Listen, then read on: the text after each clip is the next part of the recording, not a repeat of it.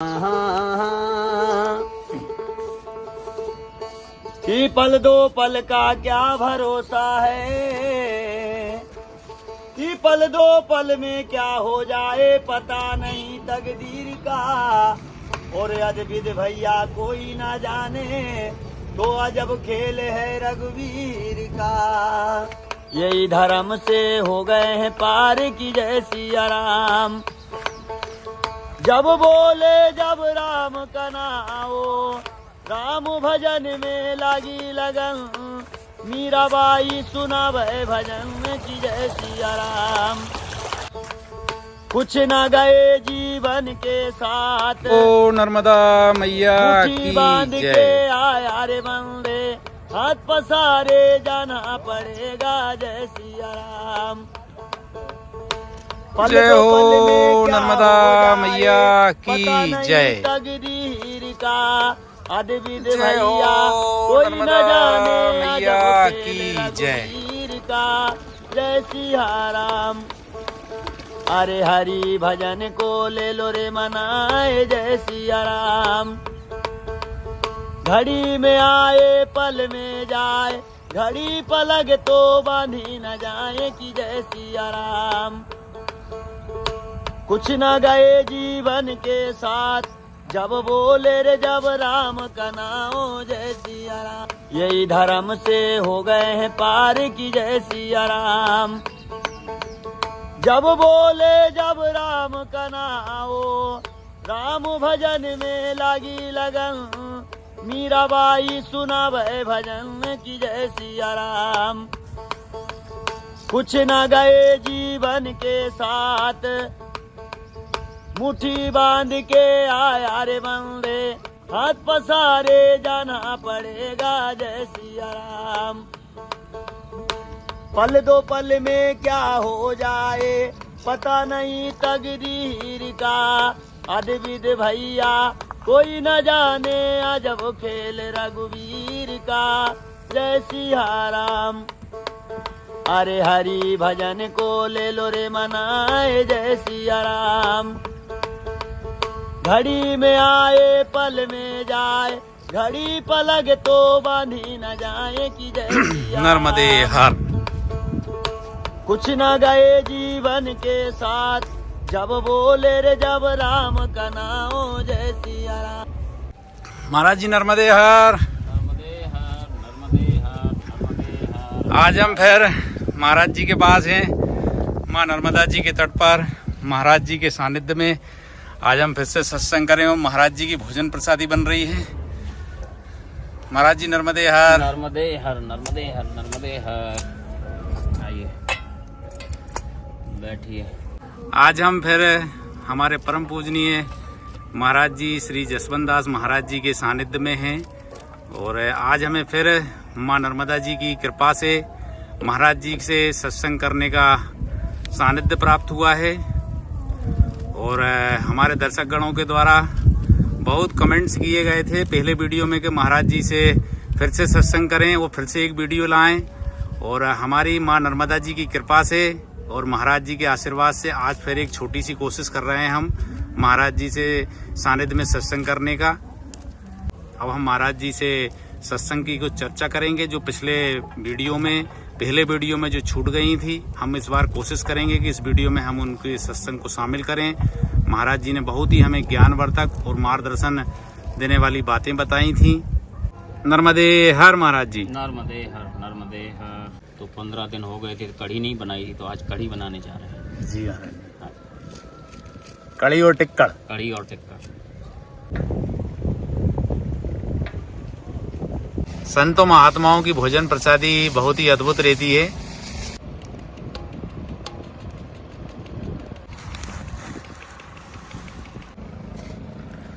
ये हम देख रहे हैं कड़ी में मठे में बेसन घोल लिया है महाराज जी ने। ये हल्दी डाल दी है। अच्छा, सरसों के तेल से बनाते हैं महाराज जी कड़ी। देख रहे हैं कि यंग अवस्था में भी घुटनों में दर्द आ रहा है, तो इसके लिए महाराज जी कुछ जड़ी बूटी बताने की कृपा करें ना महाराज जी। जरूर। ये क्या है, आज के दौर की आम समस्या बन गई है। और घुटनों का दर्द और किसी भी प्रकार का आपका कहीं का भी जोड़ों का दर्द हो तो क्या है कि बुजुर्गों को ज़्यादा समस्या आ रही है और उनके लिए ये है कि पहले जो हम बता रहे हैं उसको आप पूरा करिए। जी।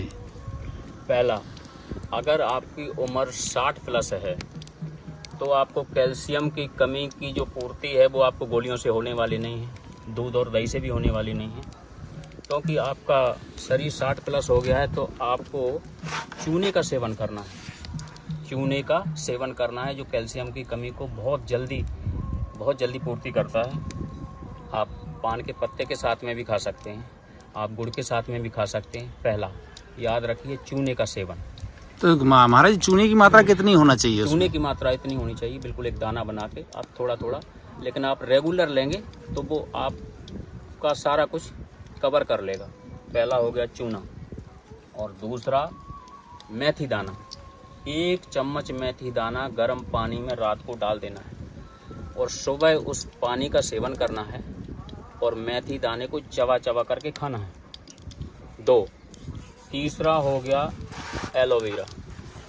एलोवेरा को आपको अगर आप खा सकते हैं, हमारे साधु संत तो कच्चा उसको छील के खा लेते हैं, कोई समस्या नहीं, कोई कड़वा नहीं लगता। अगर आपको ऐसा नहीं खा सकते तो फिर आप उसका हलवा बना सकते हैं एलोवेरा का। वो सबसे जल्दी चिकनाहट होती है, वो सबसे जल्दी वहाँ पहुँचता है जहाँ आपका खून काला हो जाता है, जमा होता है, सबसे जल्दी एलोवेरा काम करता है। अब यहाँ पर आपको एक बात, ये 3 चीज़ें हमने बताएं, अब आपको ये ध्यान देना है कि एक तेल बनाया जाएगा। घर में ही आप तेल को तैयार कर सकते हैं, जो मैं विधि बता रहा हूँ, लगाने के लिए घुटने में और कमर में मालिश करने के लिए। जी जी। 250 ग्राम जी आपको सरसों का तेल लेना है। जी जी। और उसमें 2 चम्मच अजवाइन पिसी हुई, अच्छा अजवाइन पीस के डालना है पीस के उसमें? डालना है जी। और 2 चम्मच मेथी दाना, 2 चम्मच मेथी दाना पीस के। और इसके अलावा आप 1 अदरक का टुकड़ा बड़ा सा, हाँ। और 25 लौंग और 25 लहसुन की कलियां, 25 लौंग और 25 लहसुन की कलियां, ये आपको डाल देनी है। और फिर आप 3-4 हल्की आंच में उसको तेल को पकाइए जी। और इनको छान के आप रख लें। और जब भी लगाना है तो इसको कितनी देर तपाना है? 3-4 उबाले आ जाए, 3-4 मतलब वो तेल कम हो जाए, कम हो जाए तो फिर इसको आप एक बोतल में छान के रख सकते हैं। और जब भी लगाना हो तो धूप में बैठ के, या धूप की आपके पास सुविधा ना हो, कहीं शहर में रहते हो तो आप उसको सेक सकते हैं। धूप की अगर व्यवस्था नहीं है तो आप कपड़े से उसको सेक सकते हैं, तेल लगा के मालिश करने के बाद कर सकते हैं। अगर आपने पूरा कोर्स कर लिया तो समझ लो कि आपकी जो घुटनों की समस्या है या कहीं भी आपके जोड़ों की समस्या है वो पूरी तरह खत्म हो जाएगी। आपको दर्द रहेगा नहीं, लेकिन आपको करना पूरा पड़ेगा। जैसे मैं एक चीज बताएं, ये कितने दिन तक सेवन करना पड़ेगा? ये आपको 1-1.5 महीना सेवन करते रहिएगा, आराम लगने लगेगा? आराम नहीं लगने लगेगा, 1-1.5 महीने बाद आप रिजल्ट देखिएगा, आपके दर्द रहेगा ही नहीं, कहीं का भी दर्द, कैसा भी दर्द। और ये कड़ी का तड़का लगा दिया है महाराज जी ने, इसमें खड़ा धना भी डाला है महाराज जी ने, हरी मिर्ची है, अदरक है और हींग भी है महाराज जी, है ना? हाँ।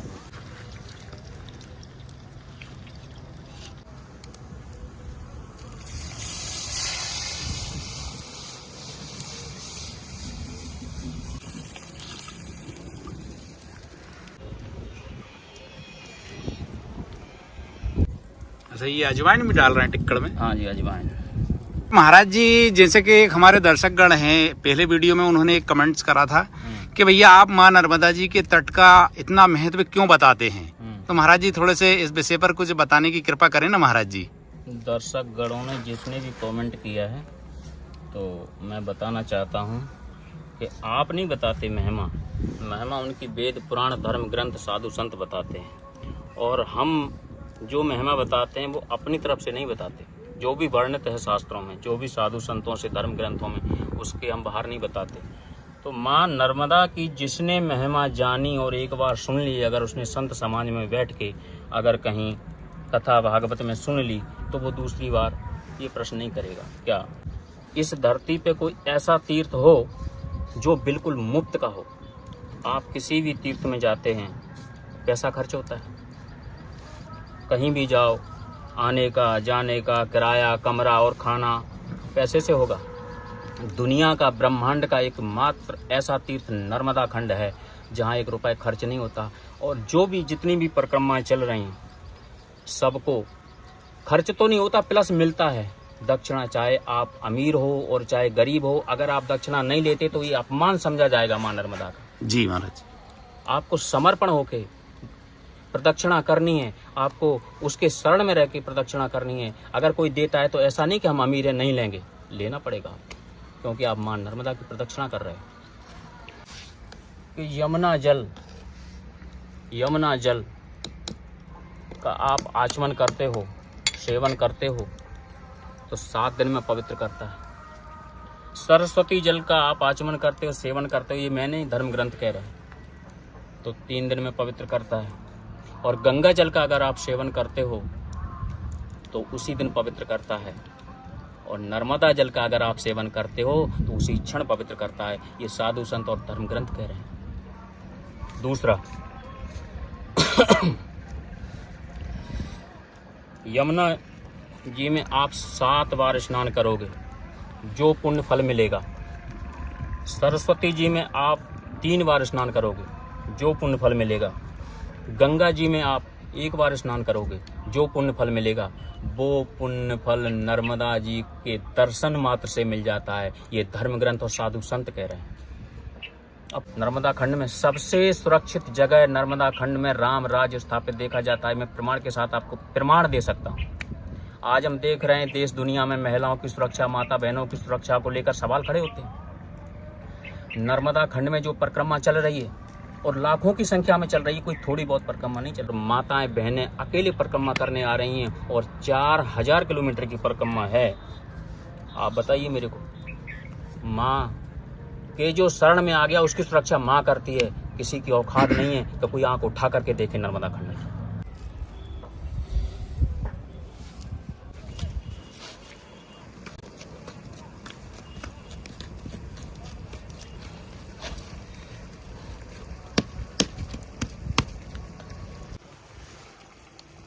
ये गुरुजी ने धनिया डाल दी है।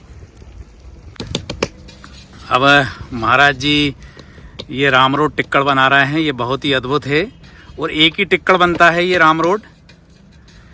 एक टिक्कड़ में जो है 8-10 लोगों की भोजन प्रसादी हो जाती है।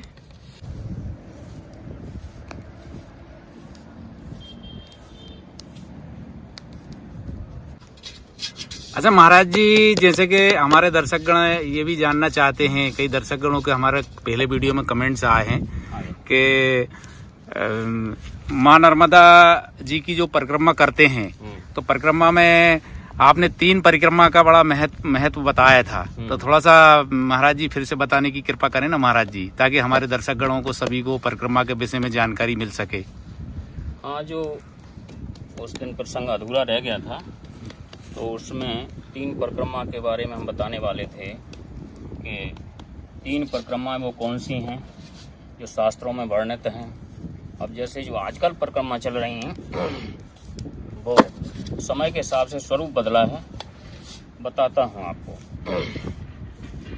जैसे परिक्रमा क्या है, विष्णु पुराण के 5वें अध्याय में लिखा है कि परिक्रमा किस देवी देवता की कितनी करनी चाहिए।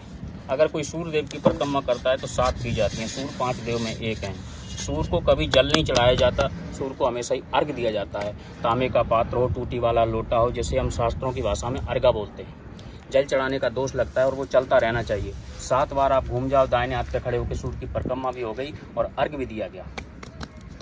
अगर कोई भगवान विष्णु के किसी भी स्वरूप की परिक्रमा करता है तो 4 की जाती हैं। अगर कोई देवी दुर्गा के किसी भी स्वरूप की परिक्रमा करता है तो 1 ही की जाती है। अगर कोई हनुमान जी और गणेश जी की परिक्रमा करता है तो 3 की जाती है। अगर कोई भगवान भोलेनाथ की परिक्रमा करता है तो जलेरी पार नहीं की जाती, आधी प्रदक्षिणा होती है।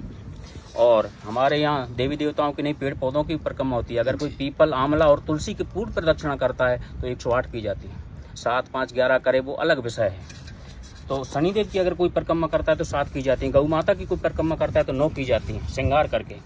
तो उसी क्रम में परिक्रमा 3 कौन सी है मैं बताता हूँ आपको। माँ नर्मदा की परिक्रमा विशेष जो वेद व्यास जी महाराज ने स्कंद पुराण के रेवा खंड में और कई धर्म ग्रंथों में बहुत अच्छे से उनका वर्णन किया। पहली परिक्रमा है 3 साल 3 महीने और 13 दिन की पहली परिक्रमा। उसका नियम ये है कि 3 साल 3 महीने 13 दिन की जो परिक्रमा, उसका नियम ये है कि एकादशी को चला नहीं जाता। 3 साल 3 महीने 13 दिन में जितनी एकादशियाँ आप सब बाहर निकाल दो, जिस स्थान पे हो, जिस आश्रम पे, वहीं रुक जाओ। और अमावस्या को चला नहीं जाता। 3 साल 3 महीने 13 दिन में जितनी अमावस्या आती हैं सब निकाल दो। और पूर्णिमा को चला नहीं जाता। 3 साल 3 महीने 13 दिन में जितनी भी पूर्णिमाएँ आती हैं सब निकाल दो। इसके अलावा सूर्य ग्रहण को चला नहीं जाता। जितने सूर्य ग्रहण हैं सब निकाल दो। चंद्र ग्रहण को चला नहीं जाता। जितने चंद्र ग्रहण हैं सब निकाल दो। इसके अलावा आपको 3 चतुर्मासी आएंगे। देव सैनी एकादशी से लेकर देव उठनी एकादशी तक चला नहीं जाता, वो 1 साल चतुर्मासी का निकाल दो। और सब दिन निकाल के फिर टोटल करो कि हमारे पास कितने दिन बचे चलने के लिए। वेदव्यासी महाराज कहते हैं।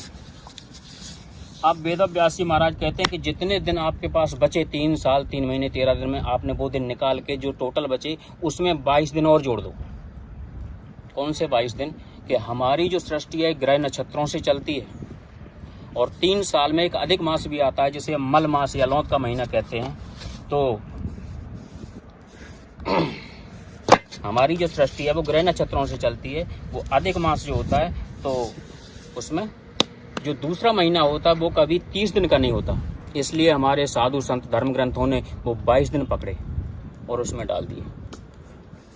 तो फिर वेदव्यास जी महाराज लिखते हैं कि अब जो आपके पास दिन बचे, अब ये सुन लो कि चलना कैसे है। जैसे कोई 9 महीने की गर्भवती महिला कमर पे भरा हुआ पानी का घड़ा लेकर के चलेगी तो कैसे चलेगी?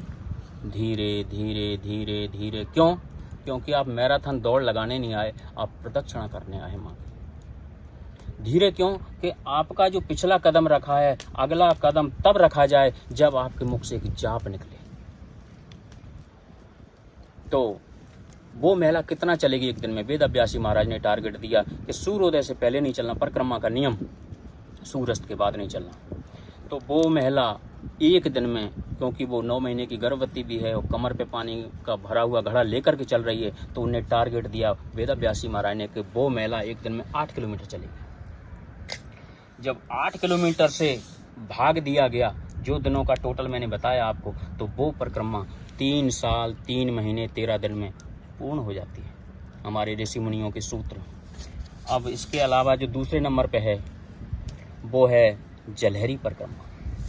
जलहरी परिक्रमा का विशेष नियम कि जो 3 साल वाली परिक्रमा है वो आप कहीं से दक्षिण तट से उठा सकते हो, उत्तर तट से नहीं, दक्षिण तट से कहीं से उठा सकते हो।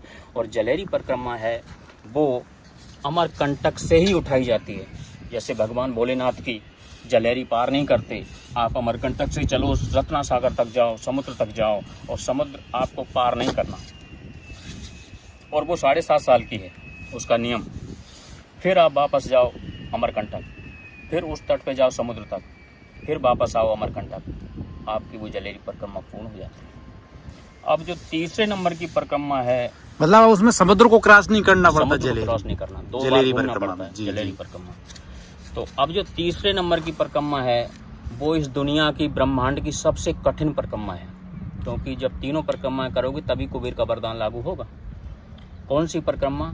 जिसे हम हनुमान परिक्रमा कहते हैं, जिसे हम बंदर कुंडनी परिक्रमा कहते हैं। तो उसका नियम आप सुन लो, बहुत कठिन नियम है। वो लाखों में कोई एक साधु संत करता है। क्या नियम है उसके? सबसे पहला नियम कि जैसे हनुमान जी लंगोटी में रहते हैं, आपको लंगोटी में ही रहना है, कोई वस्त्र नहीं पहन सकते आप, चाहे कितनी ठंड पड़े चाहे गर्मी चाहे पड़े, सर्दी हो, गर्मी हो, तूफान आए, बरसात हो। ऐसे ही नहीं, वो दुनिया की सबसे कठिन प्रदक्षिणा है, लंगोटी में ही रहना है। दूसरा नियम, पका हुआ नहीं खा सकते आप, कच्चा खा सकते हो, कच्चा दूध पी सकते हो, फल खा सकते हो। अगर कोई मान लो श्रद्धालु देने आ जाए, दानदाता बहुत है नर्मदा खंड में, और उसे नहीं पता कि हनुमान परिक्रमा होती क्या है, मान लो देने आया, तो उसका अपमान नहीं करना, ले लेना है। वो आपकी समझ से अगर कोई चावल दे गया तो कमंडल में फुला के खाओ, कूट के खाओ, कैसे खाओ, पर पका के नहीं खा सकते। आटा घोल के खाओ, कैसे खाओ, लेकिन पका के नहीं खा सकते। अब अगर आपको ठंड लग रही है तो पेड़ की जो प्राचीन हमारे ऋषि मुनि साधु संत छाल ओढ़ते थे, वो आप छाल ओढ़ सकते हो। कपड़ा नहीं पहन सकते। कपड़ा नहीं पहन सकते। और रहने की जगह बता दूं तो उसमें 2 ही जगह रुका जाता है, किसी आश्रम में नहीं जाया जाता, किसी के घर नहीं जाया जाता, हनुमान परिक्रमा में, हनुमान मंदिर या राम मंदिर में ही रुक सकते हो। और एक विशेष नियम हनुमान परिक्रमा का कि माँ नर्मदा को जगह जगह पार करना होता है उसमें, इसीलिए उसको बंदर कुंदरी नाम दिया गया है। इस तट से उस तट, इस तट से उस तट पार करना है। अब वो आपकी समस्या नाव से करते हो, तैर के करते हो या किसी पुल से करते हो, वो आपकी समस्या है, लेकिन पार करना है। और ये भी देखना है कि जहाँ से आपने माँ नर्मदा को पार की, जैसे ये खाली जगह रह गई तो उस तट से जब आओगे तो वहीं से पार करना है कि वो जगह भरी जाए, विशेष ध्यान रखना है। तो वो इस दुनिया की, इस ब्रह्मांड की सबसे कठिन परिक्रमा है, इसलिए कोई लाखों में एक साधु संत करता है। तो ये 3 प्रकार की परिक्रमा। अच्छा गुरुजी, एक परिक्रमा और हम देख रहे हैं कि हमारे मुनि वशिष्ठ महाराज हैं और आनंदी वाले महाराज हैं, जिन्होंने माँ नर्मदा जी की दंडवत परिक्रमा लगाई है। वो भी ब्रह्मांड की एक बहुत ही कठिन परिक्रमा मानी जाती है। तो दंडवत परिक्रमा का क्या महत्व है महाराज जी? इसे हम हठ योग कहेंगे, हठ योग जी। कठिन साधना करना, हठ योग। कोई आपने देखा होगा काफी कठिन परिक्रमा है वो। कोई एक पैर से खड़ा है, दंडवत कर रहे हैं, शरीर को कष्ट दे रहे हैं, ये हठ योग में आता है। अच्छा अच्छा। तो क्या बताया मैंने आपको, पैदल परिक्रमा भी चल रही है, साइकिल से भी पूरी परिक्रमा चल रही है, मोटरसाइकिल से भी पूरी परिक्रमा चल रही है, और कार से भी पूरी परिक्रमा चल रही है, बस से भी पूरी परिक्रमा चल रही है, और ट्रेन से भी पूरी परिक्रमा चल रही है। और मैं ये भविष्यवाणी करता हूँ कि आने वाले 3 साल में लोग भक्त हेलीकॉप्टर से भी परिक्रमा करेंगे, ये मेरी भविष्यवाणी है।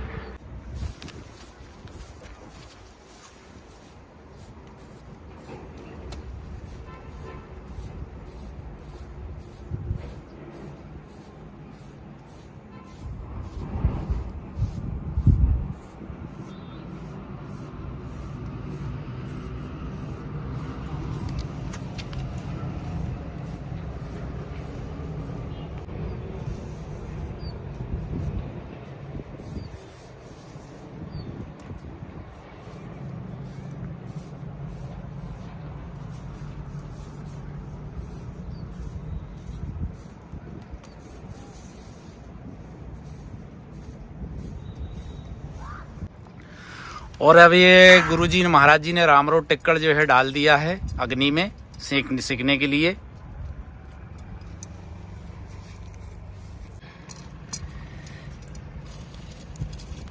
और ये अंदर डाल दिया है, काफी कम से कम आधे पौन घंटे, ये 40 से 45 मिनट ये अग्नि में दबा रहेगा रामरोड टिक्कड़। इसके बाद ही सिक पाता है, क्योंकि काफी मोटा रहता है।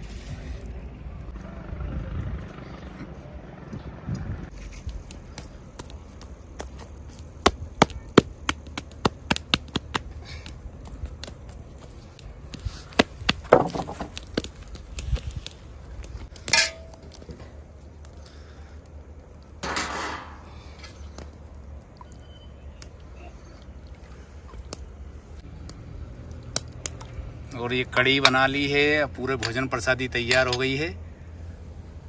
और ये महाराज जी ने घी रखा है।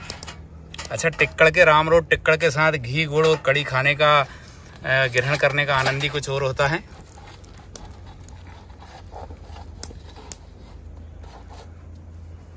और ये टिक्कड़ रख लिया। अच्छा, इसमें से थोड़ा थोड़े तोड़ के सभी को देते जाते हैं ना महाराज जी? हाँ जी। और ये कड़ी है, और ये घी है, ये गुड़ भी रखा है महाराज जी ने। और ये अब भगवान को भोग लगेगा, माँ नर्मदा जी को भोग लगेगा। इसके बाद ही भोजन ग्रहण करा जाएगा। जय हो नर्मदा मैया की जय।